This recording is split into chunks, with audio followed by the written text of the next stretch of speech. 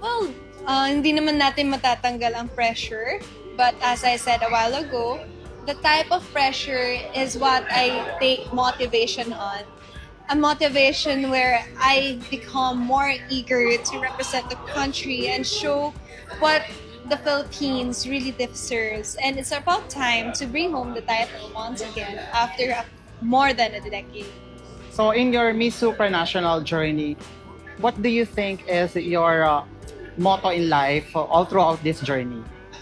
Oh, all throughout the Miss Supranational journey.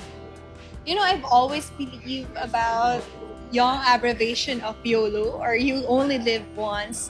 And this supranational journey is a once in a lifetime opportunity for me. So I'm definitely gonna grab every opportunity, every experience, and make the most out of it every single day.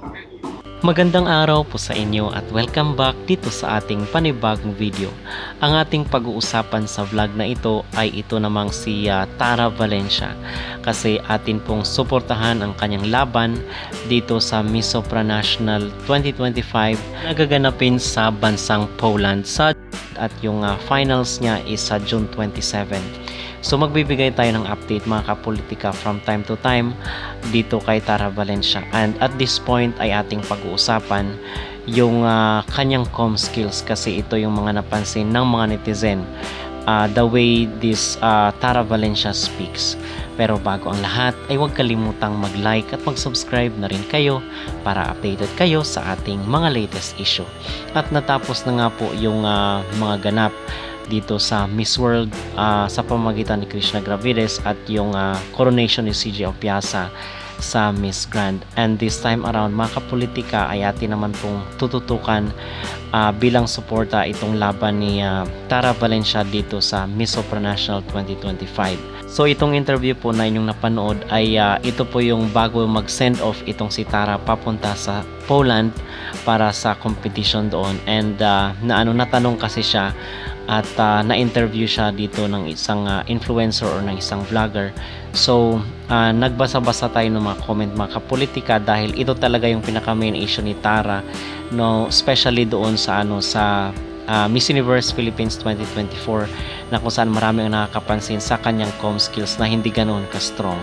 Okay, so ganoon rin po ang napansin dito sa send-off niya. Nung in-interview siya ay mga nagko-comment na hindi ganoon ka-strong at hindi pa ganoon ka-polish yung kanyang communication skills. So magbibigay tayo ng ating reaksyon at ng opinion patungkol dito kung talaga nga bang weak yung kanyang communication skills. So unang-una ay may halin tulad natin itong si Tara Valencia at itong si yung kanyang the way she speaks mga kapolitika kay Rabia Mateo. Okay, so kung inyo matatandaan, hindi rin ganoon ka strong magsalita.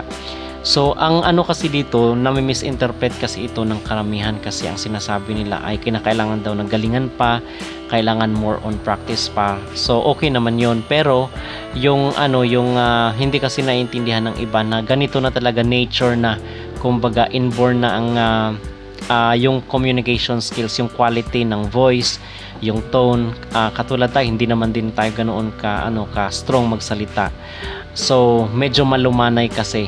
Okay, so ito yung inborn dito sa boses. Kaya kung sinasabi ng iba na kahit ano pa yung gagawin na practice or i-polish yung kanyang comm skills, siguro minor lang ang changes, pero yung quality talaga ng boses ni Tara is talagang hindi siya ganoon ka-strong kung ikukumpara mo dito sa halimbawa na lang natin si Catriona Gray, even itong si Cebu City, di ba? Napaka-strong lang when it comes sa comm skills, at yung talagang pag nagsasalita sila ay talagang mapapatunga ka or talagang makikinig ka talaga sa kanila. So ganun. So walang ganoong quality po si Tara Valencia sa ganitong mga aspects. So yun dapat ang kinakailangan na maunawaan ng lahat, dahil baka ito yung sisisihin pag hindi tayo nanalo doon sa Miss Supranational. Okay, so inborn na po, in other words, or sa madaling salita ay natural na ganito na talaga yung kanyang boses. So fluent naman siya magsalita, nakita nyo naman dito na straight siya at straight siya magsalita. So, yung problema lang kasi talaga ay weak yung voice niya at yung tone ng kanyang boses. So, yun po mga kapolitika, at binigyan lamang po natin ng ating reaksyon dahil marami sa mga Pinoy ay nagko-comment patungkol dito sa com skills ni Tara Valencia. Where in fact ay marami naman sa kanila ay hindi talaga nakakaunawa kung ano ba talaga yung nature ng boses ni Tara. Okay? So suportahan na lang po natin itong Tara whether manalo or matalo man siya dito sa Miss Supranational. Samantala ay nagpakitang gilas naman po itong si Tara sa kanyang performance sa mga rampahan. Makikita naman natin na talagang stunning talaga itong si Tara at hindi siya magpapahuli. Yun talagang meron lang siyang weakness doon talaga sa sa com skills. Hindi niya yun forte kumbaga. Samantala umabot naman sa 130,000 plus yung naging reaksyon ni Tara doon sa kanyang picture. Okay, sa kanyang official photo dito sa Miss Supranational. So marami pa po yung mga nasa top na kabilang dito sa nasabing competition, pero hindi rin naman nagpapahuli itong si Tara Valencia. So let's support our candidate mga kapolitika at tututukan rin po natin yung kanyang laban dito sa Miss Supranational 2025 sa bansang Poland sa June 27. Okay?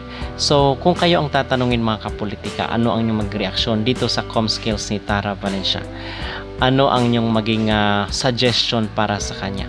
Mag-comment down below at huwag kalimutang mag-like at mag-subscribe na rin kayo para updated kayo sa ating mga latest issue.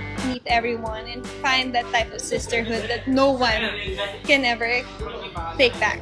And ayun, you are one of the strongest candidates for this year's Miss Supranational. How does it feel now that you are leading for the social media challenges?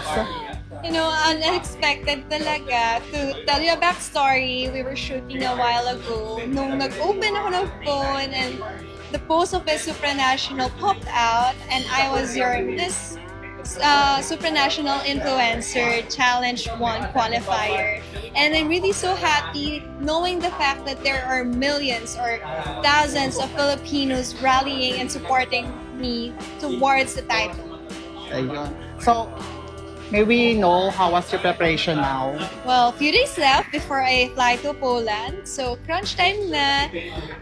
Tight na ang schedule because there's a lot of things that I still have to polish and finalize. Starting off with my wardrobes and other types of training still.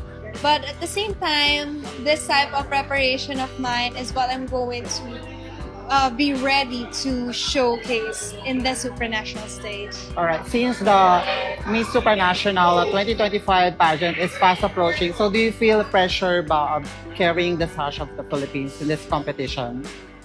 Well, hindi naman natin matatanggal ang pressure. But as I said a while ago, the type of pressure is what I take motivation on. A motivation where I become more eager to represent the country and show what the Philippines really deserves. And it's about time to bring home the title once again after more than a decade. So in your Miss Supranational journey, what do you think is your motto in life all throughout this journey? Oh, all throughout the Miss Supranational journey. You know, I've always believed about young abbreviation of YOLO, or you only live once. And this supranational journey is a once-in-a-lifetime opportunity for me. So I'm definitely gonna grab every opportunity, every experience, and make the most out of it every single day.